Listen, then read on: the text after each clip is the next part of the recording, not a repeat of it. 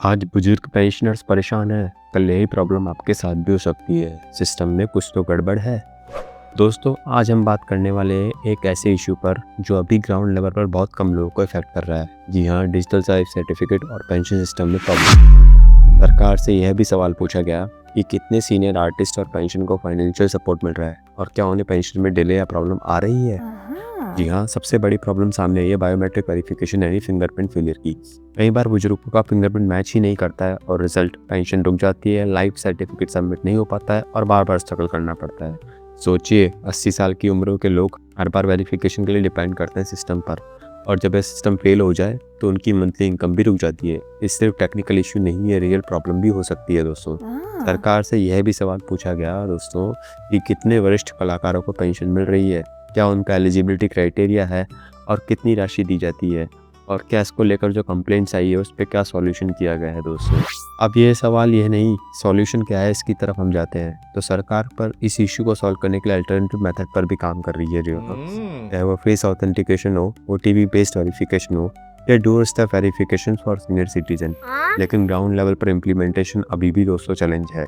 अगर आप भी सरकारी नौकरी की तैयारी कर रहे हैं या गवर्नमेंट जॉब में हैं अगर फ्यूचर में एक्सपेक्ट कर रहे हैं तो ये इशू आपके फ्यूचर फाइनेंशियल सिक्योरिटी से जुड़ा हो सकता है। क्या आप क्या सोचते हैं, क्या डिजिटल सिस्टम आसान बना है या यह मुश्किल? कमेंट करके जरूर बताइएगा दोस्तों। और वीडियो को लास्ट में आपको बताऊंगा कि अगर फिंगरप्रिंट फेल हो जाए तो आप क्या अल्टरनेटिव यूज़ कर सकते हैं। So keep watching. अगर आपका या आपके घर में किसी का फिंगरप्रिंट काम नहीं करता तो आप फेस ऑथेंटिकेशन या ओटीपी मेथड भी ट्राई कर सकते हैं, जो कई केसेस में ज़्यादा रिलायबल भी होते हैं। तो चलिए दोस्तों, शुरुआत करते हैं इस वीडियो में। नमस्कार दोस्तों, एसएस प्रैक्टिकल एजुकेशन चैनल में आपका स्वागत है। दोस्तों, जैसा कि आप जानते हैं, हम लेटेस्ट अपडेट गवर्नमेंट जॉब से रिलेटेड लेके आते हैं इस चैनल पर। तो आज भी हम लेटेस्ट अपडेट लेके आए हैं जो कि पेंशन से रिलेटेड है। जी हाँ, पेंशनर्स तो हमारे काफ़ी ज़्यादा कई बार परेशान रहते हैं पेंशन को लेके, तो उनकी समस्याओं का समाधान कैसे किया जा सकता है वो वीडियो में आपको बताने वाला हूँ। चैनल पर नए हैं तो सब्सक्राइब करना नहीं भूलिएगा चैनल को। तो चलिए दोस्तों, शुरुआत करते हैं। दोस्तों, जैसा कि आप स्क्रीन पे देख पा रहे हैं कि काफ़ी बड़ा सवाल पूछा गया है यहाँ पे पेंशन विभाग से, यानी बुजुर्गों के पेंशन भोगी के बायोमेट्रिक वेरिफिकेशन के लिए सवाल पूछा गया है और प्रधानमंत्री जी से सीधा सवाल किया गया है कि जो बुजुर्ग पेंशन का जो पेंशनीकरण है, मैं आपको उसको शॉर्ट में बता रहा हूँ ताकि आपका ज़्यादा टाइम नहीं लगे।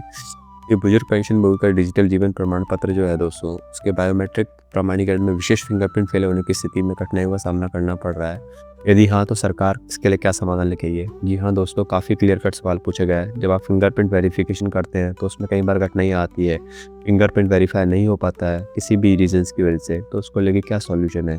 क्या सरकार ने अब तक ऐसे पेंशनभोगी की संख्या का कोई आकलन किया है जो डिजिटल जीवन प्रमाण पत्र से वंचित रहे हैं, यानी जिनका डीएलसी सर्टिफिकेट नहीं बन पाया हो, उनका कोई आकलन अगर सरकार ने किया है तो उसके बारे में बताया जाए। अच्छा। और क्या वरिष्ठ नागरिकों, विशेषकर 80 वर्ष से अधिक उम्र की आयु के लोगों के लिए पेंशनभोगी की इस प्रणाली का उपयोग आने वाली व्यवहारिक कठिनाइयों को दूर करने के लिए कोई विशेष व्यवस्था उनको दी गई है या नहीं दी गई है, ये भी पूछा गया है दोस्तों। तो इसका उत्तर जो है, कार्मिक एवं लोक शिकायत विभाग के जो मंत्रालय है, जो प्रधानमंत्री कार्यालय में राज्य मंत्री भी है, उन्होंने इसका जवाब दिया है, जो कि वरिष्ठ नागरिकों, बुजुर्ग पेंशनभोगी, विशेषकर 80 वर्ष से अधिक आयु की पेंशनभोगी, जिनमें दूर दराज के क्षेत्रों में रहने वाले पेंशनभोगी भी सम्मिलित हैं दोस्तों, उसमें व्यवहारिक कठिनाइयों को दूर करने के लिए 2022 से प्रतिवर्ष 1 से 30 नवंबर तक राष्ट्रव्यापी डिजिटल जीवन प्रमाण पत्र अभियान आयोजित किए जाते हैं। जी हाँ दोस्तों, यहाँ पर सरकार ने इसका क्लियर कट उत्तर दिया है कि 1 से लेकर 30 नवंबर तक जो है डीएलसी प्रोग्राम आयोजित किए जाते हैं, इनके थ्रू जो है जो भी बुजुर्ग पेंशनर्स हैं वो अपनी पेंशन जमा कर सकते हैं। तो दोस्तों, अगर आप भी या आपके परिवार में भी कोई इस समस्या को फेस कर रहा है तो मैं आपको बताऊंगा कि वो कैसे फॉर्म वगैरह कोई भर सकते हैं। इस वीडियो में मैं आपको बताने का कोशिश करूंगा, तो वीडियो के लास्ट से जरूर बने रहिएगा। बायोमेट्रिक तंत्र यहाँ पे उन्होंने दोस्तों ये भी ऐड ऑन किया, क्योंकि अगला क्वेश्चन ये था कि क्या सरकार समस्या का समाधान किस प्रकार कर रही है और कोई आकलन किया गया है जो डिजिटल प्रमाण पत्र से वंचित रह गए हैं। तो इसका उत्तर भी यहाँ पे दिया गया दोस्तों कि बायोमेट्रिक तंत्र के माध्यम से बुजुर्ग पेंशन को हो रही कठिनाइयों को दूर करने के लिए भारत सरकार ने फेस ऑथेंटिकेशन तकनीक लॉन्च की है। इसमें डीएलसी जनरेट करने के लिए केवल स्मार्टफोन की आवश्यकता होती है। जी हाँ दोस्तों, सरकार ने एक और फेस ऑथेंटिकेशन मेथड यहाँ पे यूज़ किया है। अगर आपको बायोमेट्रिक में प्रॉब्लम आ रही है तो आप फेस ऑथेंटिकेशन करके भी आप यूज़ कर सकते हैं। दोस्तों, यहाँ पे गवर्नमेंट का नज़रिया मैं गलत नहीं कहूँगा, क्योंकि कई बार दोस्तों ऐसा होता है कि जो लोग फेक लोग होते हैं वो भी कई बार पेंशन को लेते हैं, पेंशन को यूज़ करते हैं। तो इस वजह से गवर्नमेंट को आइदर आपको फिंगरप्रिंट देना पड़ेगा या फेस ऑथेंटिकेशन से भी आप कर पा रहे हैं तो भी आपकी फेस पेंशन जो है वो चालू रह सकती है। और इसमें मात्र आपको एक मोबाइल फ़ोन चाहिए, जो कि आजकल हर घर में सभी के पास रहता है। सभी पेंशन वितरण बैंकों को भी निर्देश किया कि वे डीएलसी जमा कराने की प्रक्रिया की निगरानी करें और यदि किसी मामले में डीएलसी जमा नहीं करा पाते हैं तो उस मामले में डीएलसी जमा किया जाना सुनिश्चित करने की व्यवस्था करें। जी हाँ दोस्तों, यहाँ पे ये भी कहा गया है कि जो डीएलसी होता है, डिजिटल लाइफ सर्टिफिकेट जो होता है, तो जमा करने के लिए बैंक भी निगरानी करता है। और जो 80 वर्ष के अधिक आयु के लोग हैं दोस्तों, उनको भी मदद करने के लिए इंडियन पोस्ट पेमेंट बैंक, डाकघर और ग्रामीण डाक सेवाओं का भी उपयोग किया जा सकता है दोस्तों। ये भी यहाँ पे क्लियर करता गया है कि आप पोस्ट पेमेंट में भी जाके या डाकघर या ग्रामीण डाक सेवा का भी उपयोग कर सकते हैं। जिनकी 80 से अधिक आयु है दोस्तों, वो भी डीएलसी जो है वो अक्टूबर माह में ही जमा करा सकते हैं। दोस्तों देखिए, यहाँ पे सरकार का कहने का मतलब ये कि डीएलसी क्या होता है, डिजिटल लाइफ सर्टिफिकेट, यानी जीवन प्रमाण पत्र, यानी जो पेंशन जिसको मिल रही है वो व्यक्ति जीवित है या नहीं, या जीवन प्रमाण पत्र आपको देना पड़ेगा। अब इसमें क्या होता है, कई बार क्या होता है कि ऐसे अपने न्यूज़पेपर वगैरह में भी देखते हैं कि एक व्यक्ति है, उसकी मृत्यु तो 5 साल पहले हो गई पर अभी भी उसके नाम से पेंशन आई जा रही है, तो ये सरकार को वित्तीय घाटा है। तो इस प्रकार के घाटे को दूर करने के लिए सरकार अपने लेवल पर प्रयास कर रही है, जो कि मैं गलत नहीं मानता हूँ। बट हाँ, जो 80 वर्ष से ऊपर के आयु है उनके लिए एक विशेष छूट भी यहाँ पर सरकार ने दी गई है, जबकि अक्टूबर महीने के मंथ में भी आप अपनी पेंशन जो है वो जो डीएलसी है वो जमा करा सकते हैं। जैसा कि यहाँ पे कहा गया है कि ऐसे स्थानों पर मेगा शिविर भी आयोजित किए जाते हैं जहाँ पेंशन भोगी की संख्या अधिक होती है। और डीएलसी अभियान के दौरान वृद्ध बीमा अक्षम में दिव्यांग पेंशन भोगी डोर स्टेप सेवा भी यहाँ पे दी गई है। जी हाँ, वो आपके घर पर आके आपका डिजिटल वेरिफिकेशन कर सकते हैं। डोर स्टेप सेवा जिसको कहते हैं वो भी यहाँ पे की जा सकती है। तो ये सभी दोस्तों यहाँ पे सरकार के द्वारा क्लियर कट यहाँ पे उत्तर दिया गया है, कोई भी लाग लपेट इसमें नहीं किया गया। तो इसको तो लेके मैं कहूँगा कि जो भी अगर किसी पेंशनर्स को अगर प्रॉब्लम भी आ रही है तो मुझे कमेंट करके मुझे रीच आउट कर सकते हैं। और मैं आपको जल्दी से यही बताने की कोशिश करूँगा कि जो ये यहाँ पे इनका जो पोर्टल है jivanpraman.gov.in, यहाँ पे भी जाके आप जो है वो सबमिट कर सकते हैं पेंशन वगैरह। इसके अलावा दोस्तों एक सवाल वरिष्ठ कलाकारों की जो पेंशन है उसको लेके भी पूछा गया है। यहाँ पे ये पूछा गया कि संस्कृति मंत्री से बताने की कृपा करेंगे कि मंत्रालय की विभिन्न योजनाओं के अंतर्गत पारंपरिक लोक शास्त्रीय प्रदर्शनकारी कलाकारों सहित कितने वरिष्ठ कलाकारों को पेंशन या वित्तीय सहायता प्रदान की जा रही है। पात्रता मानदंड, पेंशन की राशि और वह अवधि क्या है जिसके लिए वित्तीय सहायता प्रदान की जाती है।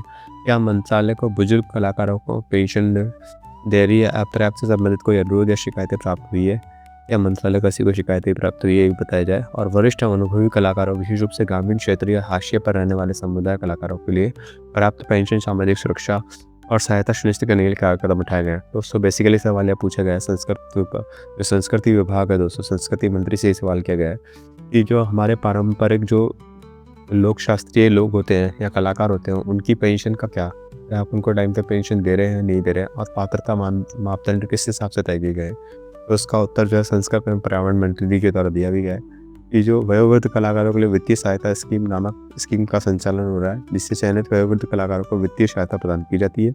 अंतर्गत प्रदान की जाने वाली सहायता जो दोस्तों है वो किसी प्रकार की पेंशन नहीं है। विगत 3 वर्षों के दौरान इस स्कीम के अंतर्गत वित्तीय सहायता प्रदान करने वाले वरिष्ठ कलाकारों और लाभार्थियों की संख्या संवर्धित की गई राशि जो है वो निम्नानुसार यहाँ पे दी गई है। यानी 2022-23 में लगभग 3651 लोगों को वित्तीय सहायता दी गई थी, जिनकी राशि लगभग 18 करोड़ रुपये थी।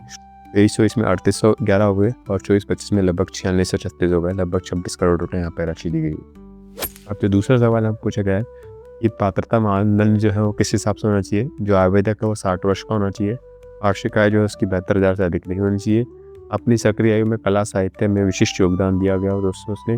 आवेदक कलाकार जो है संबंधित राज्य संघ शास्त्र में कम से कम 500 रुपये प्रति माह की पेंशन प्राप्त कर रहा हो, या आवेदक का कला संबंधी परिचय क्षेत्रीय सांस्कृतिक जेडीसी संस्कृति मंत्रालय द्वारा सत्यापित होना चाहिए दोस्तों।